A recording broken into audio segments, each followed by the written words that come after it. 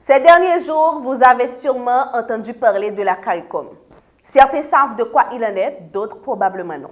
Prinsouf Haïti se donne l'obligation d'éclairer la communauté haïtienne sur toutes les actualités qui pourraient avoir un impact direct sur le pays. Et aujourd'hui, nous allons parler de la CARICOM, de sa légitimité dans les prises de décision en Haïti. Bonsoir tout le monde, je suis Mayo Michel, bienvenue dans cette rubrique.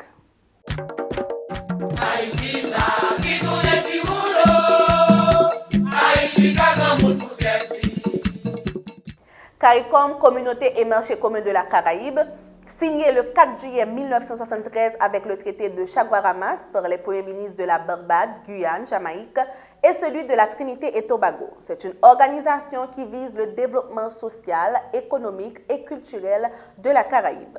La CARICOM s'intéresse à l'agriculture, la sécurité, la culture, l'éducation, l'énergie, la santé, l'environnement et le développement durable, le commerce, le transport, le tourisme et la jeunesse.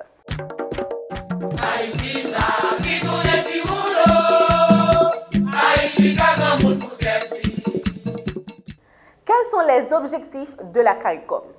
Renforcer la coordination et la réglementation des relations économiques et commerciales entre ses membres, promouvoir l'intégration économique régionale, établir des mécanismes de coopération de la communauté avec les pays tiers.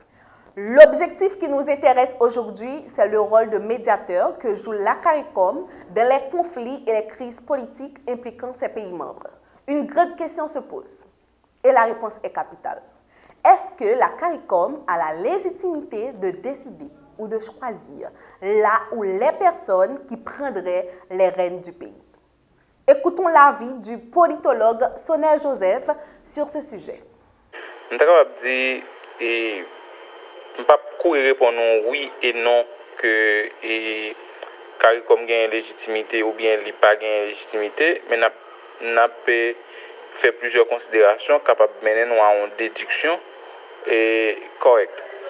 Donc, je suis capable de dire, premièrement, le principe de départ, c'est que tout pays qui est indépendant, le peuple doit être capable de décider pour contre lui qui est-ce qui peut diriger le pays. Ça, c'est la première considération. Tout pays qui est indépendant, donc, le peuple doit être capable de décider qui est-ce qui peut diriger. OK? Parce que à ce moment-là, la population est souveraine. Donc, ça veut dire c'est pas un monde, c'est pas un groupe monde, c'est pas une communauté internationale qui est capable d'imposer à X ou Y pays qui est-ce qui peut diriger ou bien qui est-ce qui pas doit diriger. C'est la population maintenant qui peut décider ça. Et puis avec suivant règles, lois, pays, ça capable de dire maintenant mais qui type de citoyen qui est capable d'accéder à X ou Y ou à X ou Y fonction. Deuxièmement, maintenant, nous avons avec relation avec l'autre pays et relations internationales, et ça fait en sorte que il y a deux pays qui eux-mêmes entre eux signent des traités qui baillent peut-être du droit à de l'autre pays, soit pour faire intervention à la caillou. Mais dans le cas d'Haïti, c'est pas le cas. Donc c'est pas non pas bailler l'autre pays droit pour venir faire intervention à la caillou, mais nous pas l'autre pays droit pour venir faire intervention à la caillou. Nous venons d'écouter l'avis de l'activiste politique, politologue de formation, éducateur Sonel Joseph.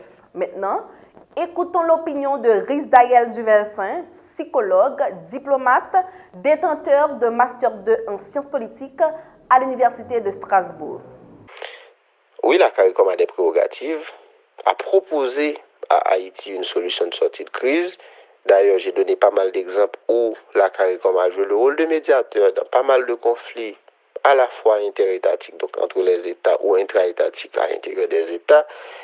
Est-ce que ça voudrait dire qu'Haïti devait attendre la solution de la CARICOM pour sortir de cette situation? Absolument pas. Parce que la Constitution haïtienne du 29 mars 87, si on regarde d'abord au niveau de la préambule, il est clairement mentionné qu'Haïti est un État souverain, libre, démocratique et indépendant. C'est-à-dire qu'Haïti, même en aliénant une partie de sa souveraineté au détriment d'une organisation internationale dans laquelle Haïti est membre, ça n'élimine pas, ça n'efface pas la souveraineté d'Haïti. Haïti reste un État souverain. Haïti reste un État indépendant.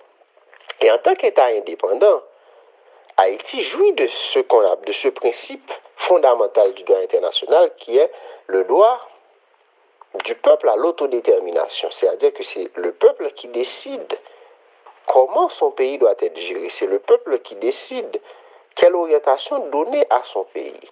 Donc, en vertu de tous ces principes, en temps normal, la société civile haïtienne, la classe politique haïtienne, les acteurs influents, les protagonistes de la crise actuelle en Haïti devaient eux-mêmes être en mesure de proposer une solution de sortie de crise en dehors même de la CARICOM.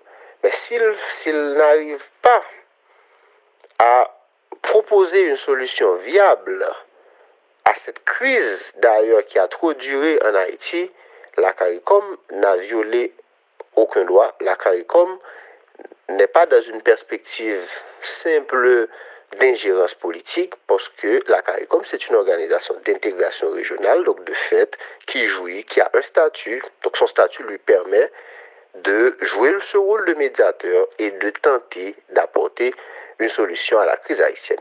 Merci Rizdaël Duvelsin. Madame, Monsieur, c'est la fin de la rubrique pour aujourd'hui. Prince Haïti vous donne rendez-vous pour un autre numéro beaucoup plus enrichissant. N'hésitez pas à vous abonner. Laissez-nous un commentaire, un j'aime si cette vidéo vous a plu. Moi, de mon côté, je vous laisse avec cette citation de Albert Einstein. Il ne faut pas compter sur ceux qui ont créé les problèmes pour les résoudre. Respirez, inspirez, lâchez. Haïti renaîtra de ses centres. Bye bye tout le monde. Haïti,